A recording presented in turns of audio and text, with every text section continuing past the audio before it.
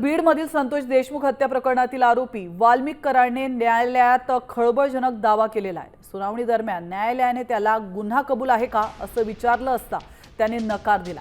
आपल्यावर राजकीय द्वेषातून गुन्हा दाखल केल्याचंही कराडनं म्हटलंय।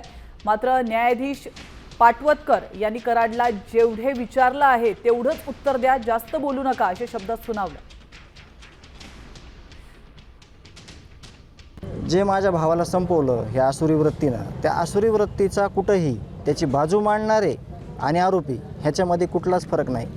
आरोपी आणि आरोपीची बाजू मांडणारे या लोकांना कुठंही या गोष्टीचा पश्चाताप नाही। ह्याच्यातून एक गोष्ट जे आपलं महाराष्ट्राचं सरकार आहे, मुख्यमंत्री साहेब आहेत, ह्या सगळ्या प्रकरणावरून त्यांना एक गोष्ट जाणवली असेल की हे न्यायालयाला एवढं चॅलेंज करतात, म्हणजे इथं त्याची वागणूक किंवा जी ट्रीट करत होते सगळ्या गोष्टी त्या कशा प्रकारे असतील याची त्यांना मुख्यमंत्री साहेबांना कल्पना आलेली असेल।